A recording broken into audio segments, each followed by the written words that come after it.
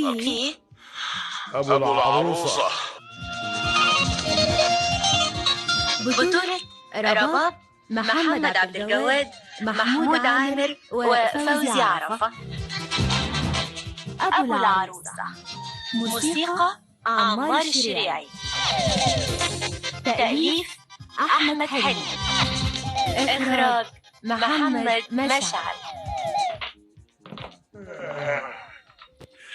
صباح الخير يا ماما. صباح الخير يا بابا. صباح الخير يا تامر يا ابني. تامر، ايه ده؟ انت ما سرحتش شعرك يا ابني؟ هو مش متسرح؟ معلش ناوليني الجرنان. يا ابني اتعلم الادب في الكلام. الناس المؤدبين بيقولوا تسمحي تديني الجرنان يا ماما، مش معلش ناوليني الجرنان. انا اسف يا بابا. تسمحي تديني الجرنان يا ماما؟ مش دلوقتي، بعد ما تفطر، ومش هتقدر تفطر الا لما تسرح شعرك الاول. اوه يا سلام يا ماما. ما تنساش كمان انك تغسل وشك. حاضر.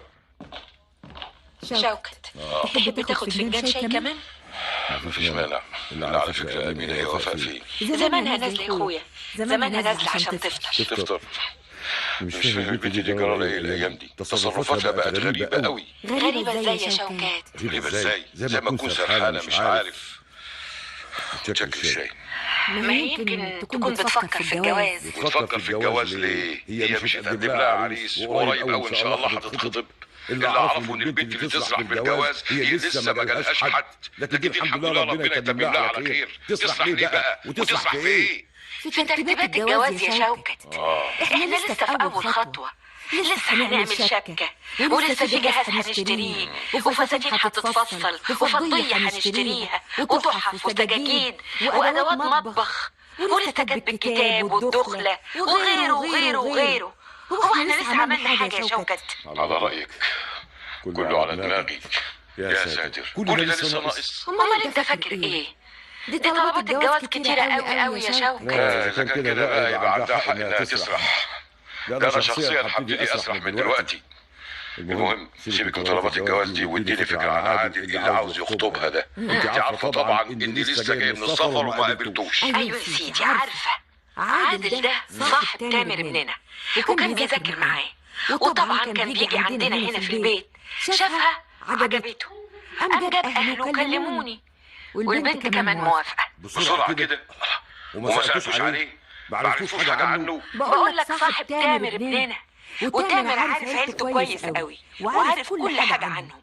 لا، من ناحية دي اطمن خالص يا شوكت. ايوه بس مش كان احسن يا امينه ان انا اخد حد من عيلتنا، يعني من عيلتك او من عيلتي مثلا؟ لا، ان جيت للحق بقى انا ما احبش جواز القرايب ده ابدا. ما اعرفش ليه بخاف منه. وعلى رأي المثل، ان كان لك قريب لا تشاركه ولا تناسبه. وفي برضه مثل بيقول اخد ابن عمي واتغطى بكمي. لا، الله الغني عن كمه. انا عاوزه بنتي بقى تتغطى بالحفستان مش بكمه. كويس كده يا ماما. اهو كده يا حبيبي، مش تقعد على السفرة وانت منكوش. دي حتى حاجة تسد النفس. وبعدين يا اخي مش لازم والدتك تقول لك على الحاجات دي، انت لازم تعرفها من نفسك. شوكت، اذا كنت بقى عايز تطمن وتسأل على عادل، اهو عندك تامر اهو، اسأله وهو يقول لك. اسألني عن ايه يا ماما؟ عن عادل اللي عاوز يخطب اختك يا حبيبي. ماله يا بابا، ده جدع ابن حلال ومتربي ومن عيلة كويسة. هي كانت هتلاقي احسن منه ابدا. وفوق كده وكده كمان البنت شافته وموافقة عليه يا شوكت. خلاص يا ستي، خلاص ما دام انتم موافقين عليه يبقى ربنا يتمم بخير. اهو كده، سيبك بقى من القلق اللي انت فيه ده. مين قال لك انا قلقان؟ ده كان مجرد سؤال انا سالته. ايوه قلقان يا شوكت، وباين عليك كمان اهو. استغفر الله العظيم يا ستي، احلف لك بايه اني مش قلقان. وجيت الحقيقه بقى انت اللي قلقانه. لا بقى يا شوكت، انت طول عمرك كنت قلقان. تسمح لي اتكلم انا يا بابا؟ اتفضل اتكلم يا سيدي. عاوز تقول ايه طراخه؟ حضرتك فعلا يا بابا دايما قلقان، وخصوصا على وفاء. ازاي بقى قول لي؟ حضرتك كنت الاول قلقان لما ما حدش كان بيتقدم لها، ودلوقتي برضه حضرتك قلقان لما تقدم لها حد. اللي بتقوله ده يا فندم اسمه كلام فارغ. بس انا شايفه ان هي دي الحقيقه يا شوكت. يا امينه انا لو كنت قلقان زي ما بتقولوا يمكن عشان انا لسه صغيره في السن. صغيره في السن ازاي يا بابا؟ وفاء اختي عندها 21 سنة. صباح الخير يا ماما. صباح الخير يا بابا. اهلا يا شريف. الله، في ايه مالكم؟ على العموم انا اسف اذا كنت قطعت عليكم الحديث. بابا وماما كانوا بيتكلموا عن وفاء. ايوه وابوك قلقان قوي عليه. تاني يا ست انت عاوزه تقلقيني ليه بس؟ ليه مالها؟ انا شايف انها كويسه. قلقان من ناحيه عادل اللي عاوز يخطبها. عادل؟ ماله عادل يا بابا؟ انا شايف انه شاب كويس قوي. يا ابني انا لا قلقان ولا حاجه، ده كان مجرد سؤال بسيط بساله لوالدتك، بسالها بقول لها هي فين وفاء؟ انا جايه اهو يا بابا. صباح الخير عليكم جميعا. صباح الخير عليك الواحد. ايه مالك يا بابا، في حاجه؟ لا يا بنتي ابدا مفيش حاجه. اوعي تقولي اني قلقان. على فكره يا بابا، نسيت اقول لحضرتك انا معزومه النهارده على العشاء. فين يا بنتي؟ بابا عادل ومامته عازميني الليله على العشاء. الف مبروك يا وفاء. على ايه؟ على العشاء؟ لا على الجواز. طب يا شيخ هتقعدي بقى تفطري؟ لا يا ماما انا مش جعانه خالص، انا هشرب بس فنجان شاي. طيب ناولني الفنجان اللي عندك ده يا شريف. اتفضلي يا ماما. كنوز الدراما. انا يا بنتي كنت عاوز اتكلم معاكي شويه. لا يا شوكت، خلي الكلام بعد الفطار عن اذنكم.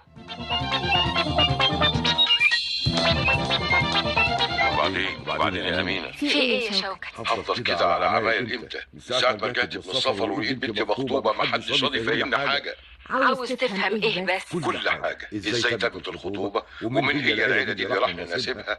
هي برضه مش بنت زي ما هي بنتك ويهمني مصلحتها. ما حدش قال حاجه يا شوكت. هو اللي مجنني ان ما حدش بيقول حاجه.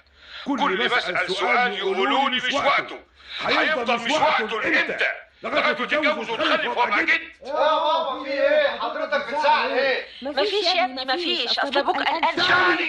تاني يا امينه، حرام عليكي حرام عليكي. خلاص ما تزعلش. ايه في ايه؟ بابا بيزعل ايه؟ اصل يا اخويا اوعي تقوليها. حاضر حاضر حاضر، اديني سكت. والله العظيم كل ذنب عظيم. فين اختكم يا ولاد؟ انا في اوضتها يا بابا. انا كمان روح دول اوام حالا. من غير ما يندهولي يا بابا، انا جيت على طول اول ما سمعت حضرتك بتزعق. اصل ابوك يا وفاء يا بنتي. امينه حاضر حاضر حاضر، اديني سكت اهو. قولي يا وفاء، حاضر يا بابا. ان شاء الله خلاص ناويتي تتجوزي؟ ايوه يا بابا، بس الحكايه متوقفه اولا على موافقه حضرتك، وبعدين متوقفه على عادل لما يجيب الشقه، وبعدين علينا احنا كمان لما نشتري الجهاز. شوف بقى، من ناحيه عادل هو ممكن يجيب الشقه بعد شهرين 3 او اسبوعين ويمكن بكره كمان.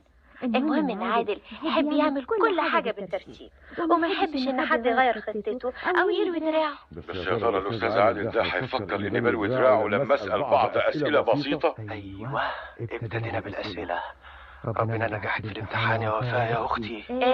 اتفضل يا بابا اسال حضرتك زي ما انت عايز. على العموم يا بابا دي حاجه تخصهم هما الاثنين. وبعدين بقى يا ولاد، انتوا مالكوش دعوه بالكلام ده، خليكم انتوا بعيد.